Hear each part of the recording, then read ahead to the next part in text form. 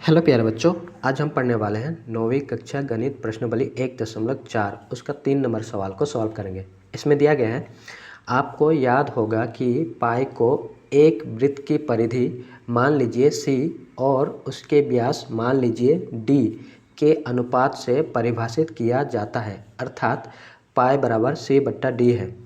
यह इस तथ्य का अंतर्विरोध करता हुआ प्रतीत होता है कि पाई अपरिमेय है। इस अंतर्विरोध का निराकरण आप किस प्रकार करेंगे? इस अंतर्विरोध का निराकरण आप किस प्रकार करेंगे? ठीक है, तो आइए हल करते हैं। हल हम लोग जानते हैं, जो पाई होता है वो होता है वृत्त की परिधि बट्टा व्यास होता है। ठीक है,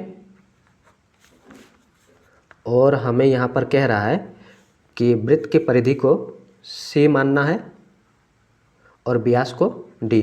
ठीक है, अब यहाँ पर देखेंगे, ये जो पाई है, पाई हम लोग जानते हैं पाई एक अपरिमेय संख्या है, पर इधर देखेंगे जो सी बटा डी है ये एक परिमेय संख्या जैसा लग रहा है, क्योंकि यह क्या है, पी बटा क्यू के रूप में है, इसीलिए लग रहा है कि ये हम लोग का एक परिमेय संख्या है। पर यह भी हम लोग जानते हैं कि पाई एक अपरिमेय संख्या है। यदि पाई अपरिमेय संख्या है तो ये भी अपरिमेय संख्या होना चाहिए। ठीक है, इसका मतलब क्या है?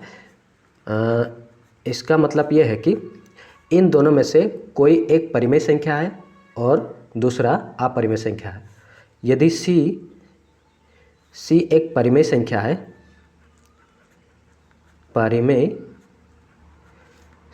है, तो डी हो जाएगा अपरिमेय संख्या हो जाएगा।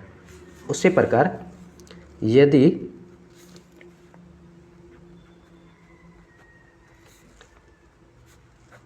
सी अपरिमेय संख्या होता है तो डी हो जाएगा परिमेय संख्या। ठीक है, और हम लोग जानते हैं कि जब भी परिमेय संख्या और अपरिमेय संख्या को भाग दिया जाता है तो उसका उत्तर हमेशा अपरिमेय आता है। ठीक है, हम लोग जानते हैं, अतः जब भी परिमेय संख्या और अपरिमेय संख्या को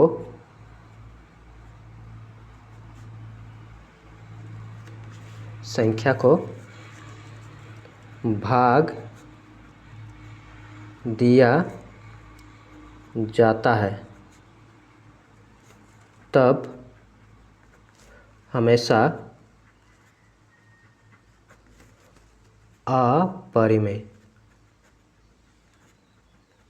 अपरिमेय संख्या प्राप्त होता है। ठीक है, हम लोग पहला वीडियो में डिस्कस कर चुके थे।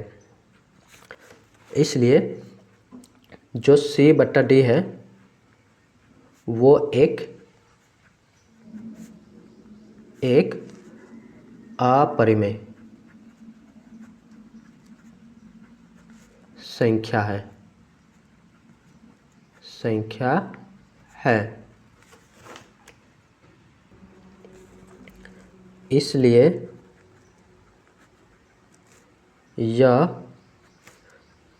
कहने में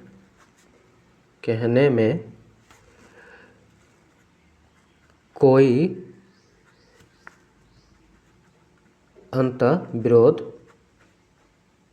विरोध नहीं है कि पाई एक अपरिमेय है।